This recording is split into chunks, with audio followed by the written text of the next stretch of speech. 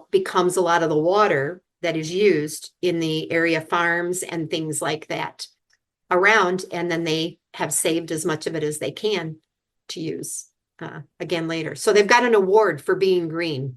It's good to be green. Yep. It's good to be green.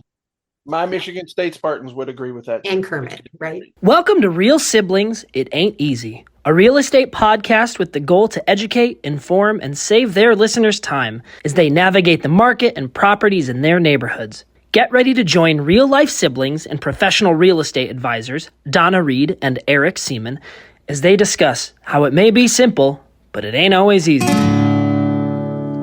Every time I think about the places I have known, I realize that times have changed. So I'll do what I can to make this house into a home. Yeah, yeah.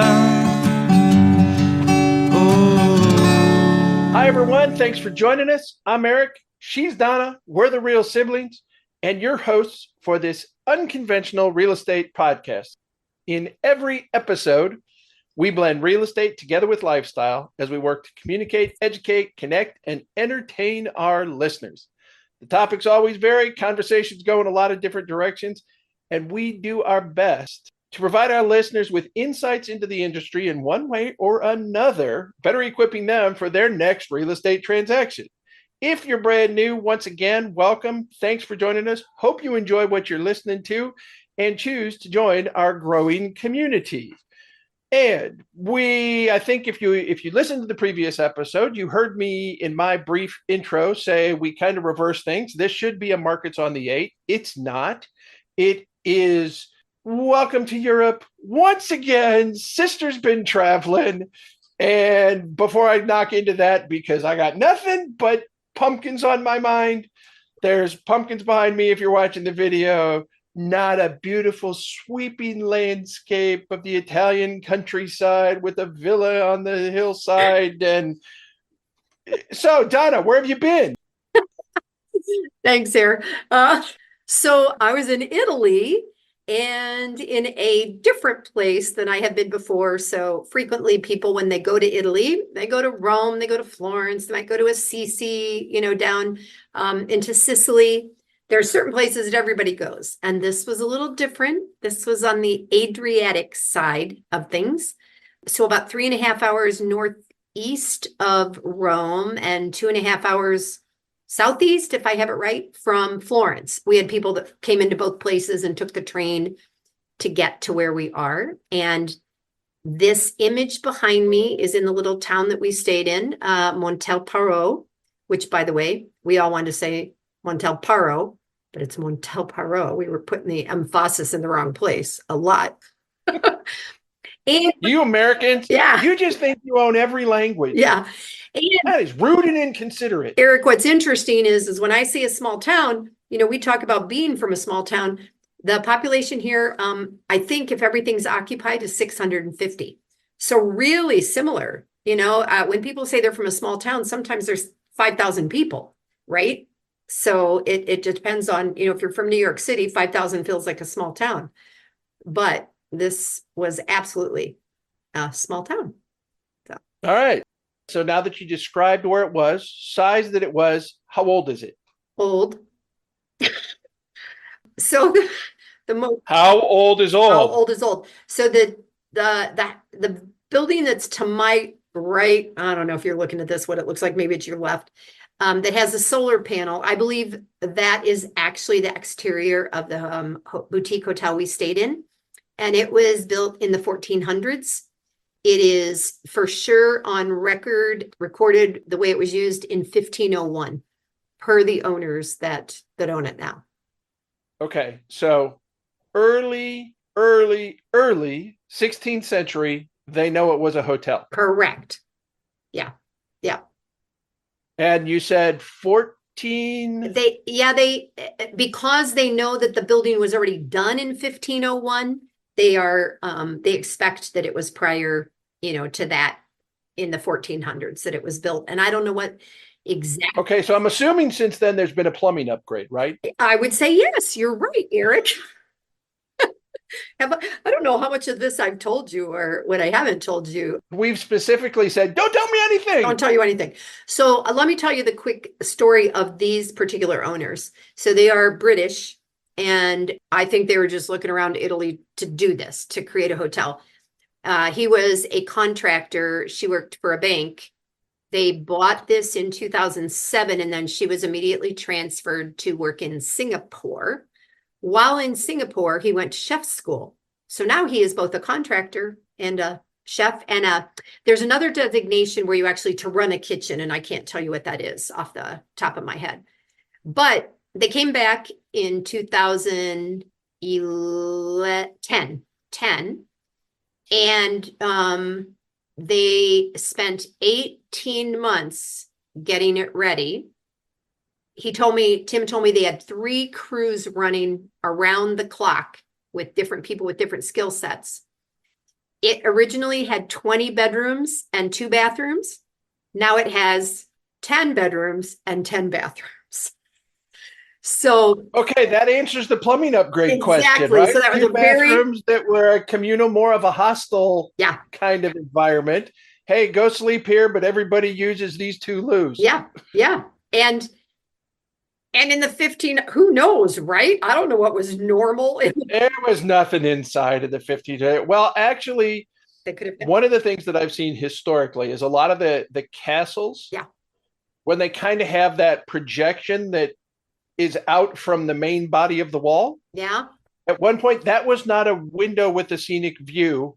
That was the elevated commode that was gravity fed, that it fell to the bottom and somebody was responsible for cleaning it out. Good times. Ooh, yeah. So, and of course, there was just the chamber pots, which were tossed out the window into the street for whoever was underneath, right? We talked about that scene. You see a bunch of them and they're beautiful and people paint them into pictures and they're displayed. And it's funny to just think what they were used for, so. Oh, they're your chamber pots. Okay, so you mentioned painting. Yep. Why was that on your mind? Oh, did I mention painting? So this was actually an art class that I took. Another friend from Up With People was going and just kept posting it online. And it felt like, so since my last knee surgery, I know sadly I hadn't been to Italy or anywhere yet. And I didn't think that I could go a day, do a trip, go. So this was staying in one place predominantly. You had to get into your room one time and stay there the whole time and everything. So of this group of 10 of us, I knew my friend Beth went, even though she doesn't paint. She's very big into Audubon and she did a lot of bird watching and stuff. And so the other artists, almost all in America, one lives in Mexico now, everybody had met at one time or another. So nobody of the group of 10 went that didn't at least know one person. So that was kind of cool. We could have had as many as 16. And what has transpired with this hotel is that it started out as a regular hotel.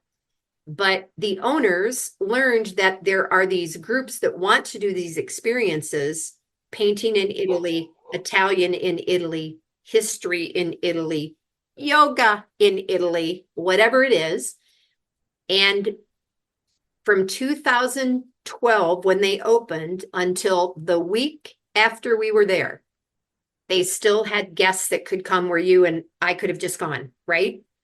And now it's strictly boutiques. It's strictly groups that travel together. So when you log into their website, there's a drop down and you choose which event you're going to do. And they're not going to do any more of just me deciding to go on my own. We painted in the countryside. We painted right outside. This is the view from one of the levels up the hill and the houses down below. They have an art studio. We painted in the studio. And then we also had trips to 3 little towns. Okay, so aside from the fact that obviously the contractor did pretty darn well to come in and buy this 15th century building and transform it with round the clock work crews. Yep. He did it. They did it intentionally to create this art. No, when they first did it, it was just going to be a regular hotel. But as time went on, Madeline, so it's Madeline and Tim, Madeline went to someplace, an event, and was finding out about these boutique retreats and just said, man, if we know we can do a retreat, the same people there all week, right?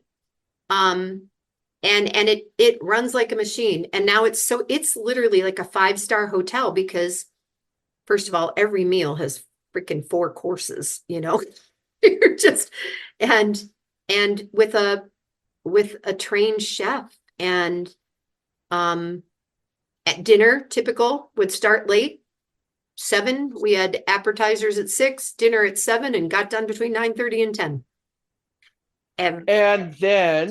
And then are you asking what happened at 10 o'clock? Did the musicians come out? No, at 10 o'clock we were exhausted and full and we went to bed. There was a couple of nights where we stayed up later, And things got wild around the campfire? Wild, yeah, that's a debatable thing. That's a debatable thing. But Eric, what was cool is it's important to know several things. One is there was never a full kitchen, like they have in it now, which is a commercial kitchen, right? I could not have done this pre-knee surgery on the side of the hill, walking down the hill to the art studio and upstairs on curvy stairs to everything and stuff. It's really in the countryside. And even when we got there, the bus that we rode in, which is they own it, it's commercial size, but it couldn't take us all the way to the hotel. The road got too narrow. So they dropped us off in the piazza when we got to town. And then one of the kids that works for him, and he got in the pickup truck and drove the pickup up to bring in. Okay, and what is the piazza? Is the square, the town square. The town square. Yep. Okay. You said that like everybody knows, and guess he's never been to Italy. Sorry, yeah, the town square. So a couple of other things I want to tell you about this place. So if you look at the image behind me, you can see that there's solar panels on the roof and the shutters that are closed from the outside. We literally had a class in how to handle the shutters when we first got there. You meet downstairs. They have this little example of how to do it on the counter in the check-in area, so that if you open your shutters to look at this view in the morning, you know how to close them later. You had to get instruction on how to work the latch. Yes, exactly. And you didn't have authorization to open your windows if you didn't pass I don't know, but and then the solar panels, they are doing everything they can to be green, to function with what they have. This particular part of Italy is super nice. It was hot. Luckily, they have great air conditioners. What's hot? It was like Arizona hot? No, not quite, but it was 90 and it was humid. It was hot. And so you perspired more. You're exactly right. I sweated more than I've sweat in Arizona in a long time. Yeah. And so in the lobby, you see that they've won an award for being green because they collect water and they recycle it down to the plants. They have solar panels to help with things. They have added things to the hotel every year, pretty much. They've done some things. So the pool, remember we were growing up how big Fote's pool was? We called it an Esther Williams. I think it was 40 feet long. Yes, it was a big pool. Right. This is at least that, probably at least 1.5 times that. They have a pool that is outside down the hill on one side. And doesn't the water run out if it's downhill? Oh, Eric. The pool itself sits flat. Just okay. Thanks for clarifying that. But they had a mud. I mean, it doesn't look like there's any level land there. They had to do some excavating. So on that arena, they had a mudslide a year or two ago, and half of the hill outside the pool washed away, which was actually serendipitous because they were going to build a spa. So they didn't have to pay to remove the dirt because it was already gone. But I think he told me they did 160 cubic feet of concrete. I'm not 100% sure, but I think that's what Tim said. And so now out where the pool is, there will be a spa, and the spa is going to have a sauna and a plunge pool, just like they do in Scandinavia. So you can go from hot to cold. They're going to have a regular hot tub. And one other thing that I can't remember in there. And so these folks, Madeline. Tim and Yeah, Madeline, are expatriate, never they going have back family to back England. there. Yeah, Doesn't sound like they have family back yes, there, but they go to and visit. because of the way the weather is, which I did a great detour, which I'm good at, they can get like 3 or 4 feet of snow in the winter. So Tim and Madeline will close up between December-ish sometime and then come back like in March. And now they know people all over the world. They're hikers, they're bikers, they're outdoorsy people. That snow melt becomes a lot of the water that is used in the area farms and things like that around. And then they have saved as much of it as they can to use again later. So they've got an award for being green. It's good to be green. Yep. It's good to be green. My Michigan State Spartans would agree with that. And Kermit, right? Yeah. Okay. So aside from eating there and the excursions, how did they run the painting excursions? They took you someplace by the bus? So they have a couple of vehicles of different sizes. And our particular instructor, who is from the Temecula area of California, she was very much like, this is your trip. If you want to go, you go. If not, there were days that somebody stayed back and painted all day in the studio. That's all they did. And when we went to the towns, the first one we went to was a little one called Smirilla, I guess. I don't know what the Italian accent versus the French accent. Smerillo. And there was a market, or we were at the top of a hill there, super cool old town. We sat in the grass at the top of the hill. We listened to a speaker who happened to speak both Italian and English, who was talking basically about the story of, is it Euripides and what's Hadestown? Anyway, the Broadway show Hadestown. It's ancient Greek. Anyway, they were doing this ancient history Greek thing about this enchantress that lived down below and all this. And so you get this random little piece of history from that town while you're sitting there painting the view out, off the top of the hill. So that was one day. And then we came back. We went to another town another day that had a market going on. And that's the one where you had seen the picture earlier. We were sitting kind of as the market was closing up around 1 o'clock. We were sitting inside an area where our teacher had an easel and was painting, and we were just lined up, and we all had a picture of this archway, and we were all painting that same image, and she was kind of showing us what she was doing. And you took a picture on Facebook I did. I took archway, right? You were working in this with watercolors? And watercolors, I think is not my thing. It was very much watercolors is not easy. It's something you've got to work at. The other piece, Eric, is and this is going to get more into art than it is real estate right now, but everything has a horizon line, and that is important for builders, right? To know where things come together. And Adam, my son Adam, has been always good at that, and I am not. It's one of the reasons that I can paint a pumpkin or plants or flowers, because they're way more universal, and you can't tell me exactly what it's supposed to look like.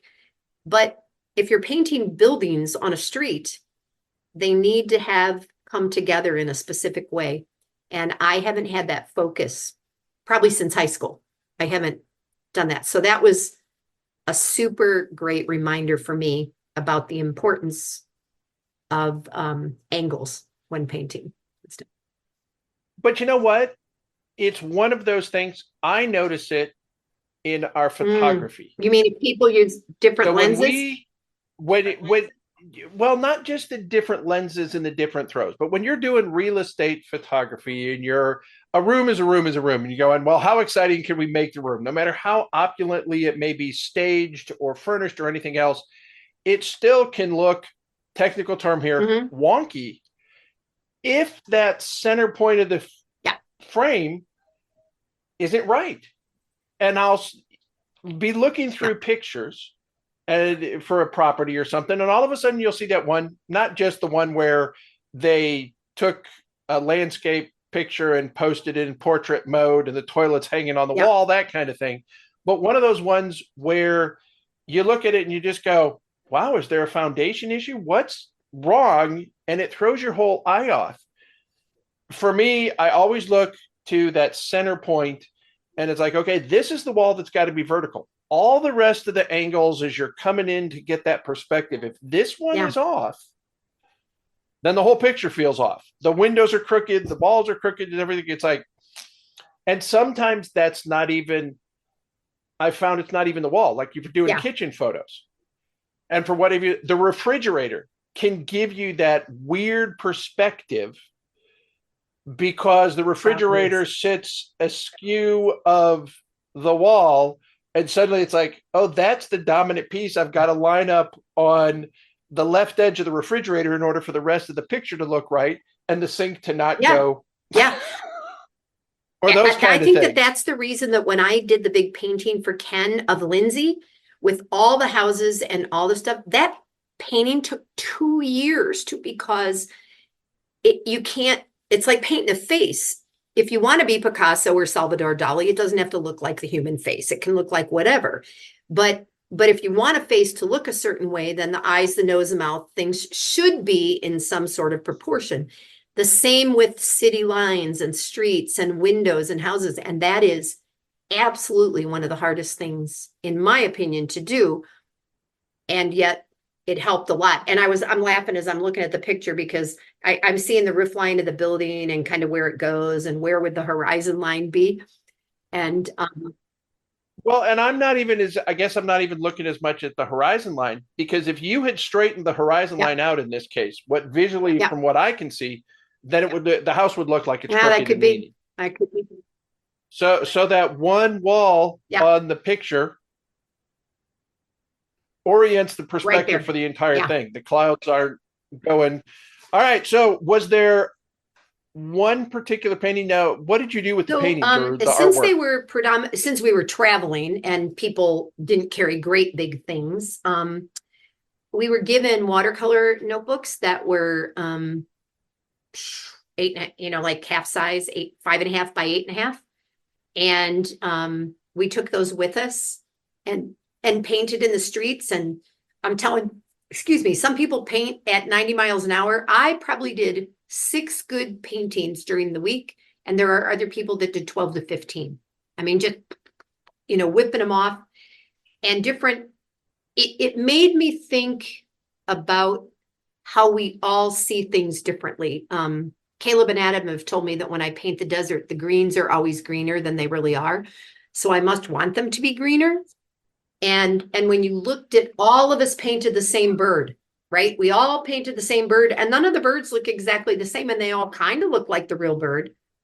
But we all just see things differently. So we mostly had little teeny watercolor sets and carried our bags with us to the towns and made transport really easy because you didn't have to worry about acrylics or things like that. A small cup of water with the watercolors. It was light pastels. You didn't have the bigger brushes. Correct. And we did a little bit of that in the studio. They had brought some acrylics and some gouache and some other things.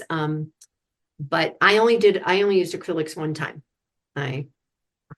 Okay. And you mentioned you went with a friend from up with people. One of your former cast members? Tucson from church, Beth Akery. Okay. She was up with people? No. I was going to say, that's who you went with. Who? Steve Caldwell, one of our writers, he and his wife, Lynn. They are both both artists of various kinds. Lynn is prolific. She does 3 paintings every day, Eric. And to give you an idea of what Lynn does, because I think this is amazing, she creates these images, she puts them online. The first person that says they want it, it's $30, but it's $30 to their favorite nonprofit. And she has donated over $220,000 to nonprofits by doing this. I can't, it's amazing. And Steve paints more like I do, slower, more detailed, more, or whatever. But Well, did Steve pick it up because it was more I of don't his think wife's so. I passion? think he's always, he's a musician. I think that creative people are creative people, and Okay, and Steve he was is. not one of the Yeah, yeah, originals. It was yeah. So Paul. Paul, Ralph, and Steve. Steve is Okay, I don't think I've ever heard Steve's name as much. I mean, I'm used right. to So hearing they, Paul I and Ralph, think, but wrote a few more of the songs. But Steve is actually the oldest. He's 91 years old. And 91 years and that man, young, going to I bet he beat you up and oh, down the hill, he didn't walked he? with a Going down to the walking, he walked with a piazza to walking stick, and he said no to everything. He's like, yes, I'm gonna do it. I came for art. I'm gonna do art. I'm gonna go. I'm gonna do. And everybody also liked to sing, and we were making jokes about writing our own song and doing all this stuff at dinner. And he wrote a song to the tune of Hallelujah. And but it was about right. doing art that he didn't want to do. And he sang it the last night, and then all of us came in and said, Hallelujah.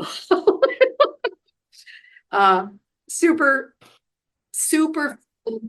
That's right. If you're good with changing up the Yeah. lyrics like that, it was hysterical because or taking lyrics that don't go with the song entirely inappropriately, which is one of the ones. The last time I was doing yard work, in an entirely random thought, I was trying to figure out how to take House of the Rising Sun music, the Animals version we hear most frequently, and tie that into Santa Claus is Coming to Town. Okay. Yeah. No, you better watch out. You better not cry. I know. That's how does this guy's mind always work? We are into, as we're recording, just let's be honest about this. It is now officially autumn in the northern hemisphere. We passed the autumnal equinox a couple of days ago and are now moving towards winter solstice. It is officially autumn, which is why the pumpkins, and that means we're into the Burr months. For anybody who watches their calendar closely, you will know that the Burr months align with the temperature dropping in the northern hemisphere. September, October, November. Where do you get this crap? And December. We I think are still going to be at 104 at the end of the week. We were 95 yesterday, and hot and humid and sticky. Doesn't matter. It's still it says Mr. Claus. I do believe if you go to the calendar and check, Christmas Day will be on a Wednesday, and that means there are only 13 more Wednesdays until Christmas. Awesome. I want to say one more thing about this resort before we close this up, because so while we were there, we found out they won an award, and they won an award for a first place for every hotel resort kind of thing that borders the Adriatic. So say, Croatia, Serbia, Albania, all the Montenegro, for what they bring to the communities. So I think that award they get that sometime here in October. And for a non-Italian company, like the mayor of the town was there when we did our art show and all that, for non-Italians to win this is amazing. But if you think 10 to 16 people a week, 8 months out of the year, maybe more, they 2 or 3 meals in the town that they live in, at least one in 3 other places that they visit. All the tourism that they bring is amazing. It is pretty amazing. So I do want to reference the fact that I've decided you're a bit of a peak heat snowbird. As your travels, okay, so 2022, France, river cruising. During what time that frame? was August. Yeah. And last year, 2023, was July or August. And Germany. Yeah, in Germany. Right? Yep. And this time you left. This time we left still August 28th. It was in theory going to be cooler. Yeah. And we came back and it was still crazy hot. But And you came back and it's still crazy hot and craziness in life going on. And we're going to drop that one right there. And who knows? We might need to talk about this just a little bit more. It'll come up again. So what did you say? Horizon line, your perspective in painting carries over into the building and the real estate. Absolutely. Yep. Thank heavens you tied that together here. All right. Bringing it together. That's what maybe these people, if anybody has any questions, message us and I'm happy to tell you about the name of this resort and how to reach them because it's pretty phenomenal. I've been tagging them a lot on Facebook, Eric. And we know that people follow some of our social media, but we also, every single one of these episodes, wherever you listen to your podcast, all of our contact information is there, including Donna's email address, my email address. You can reach out. You can connect with either one of us individually. Send us one together. Ask the question. We'll work to answer it. We do get messages. We've addressed those.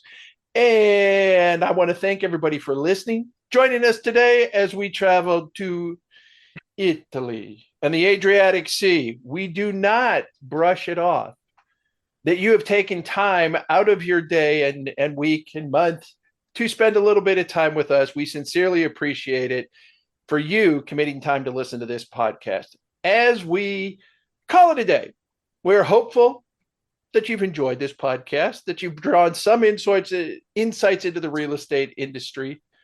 And now, why are you laughing at that? I thought we did a good job bringing it together. All right, thanks. I'm glad I think so, right? Stop interrupting. I got to close this thing. We hope that you use the information gained to find a perfect property for your family to call home, create lasting memories, and build your wonderful life. Remember, we are both professional real estate agents. Donna's with Keller Williams Southern Arizona. I'm with Keller Williams Heritage in San Antonio in Texas. We can connect you with a terrific real estate agent somewhere around the globe. If that's where you're looking, give us a shout. Let us help you out. Remember, maybe simple, ain't always easy. I'm Eric. And I'm Donna. And we are Real Siblings. Thanks, y'all. And ciao. Ciao. Every time I think about the places I have known, I realize that times have changed. So I'll do what I can to make this house into a home. Yeah. I'm Annabelle, and I want to thank you for investing your valuable time in listening to Real Sibling. It Ain't Easy. I hope you found this episode informative and enjoyable. There are several ways you can support this podcast with my Grandpa Eric and Aunt Grandma. Please take the time to like, follow, and subscribe. Additionally, leave them a 5-star rating along with a review on your preferred podcast platform. The final thing I would ask is that you recommend this podcast to a friend, a family member, or an associate. Your engagement is critical to their ongoing success, and they look forward to connecting. Check out the show notes Grandpa put together with their contact information, including emails, phone numbers, and website. And remember, the Real Siblings look forward to hearing from you.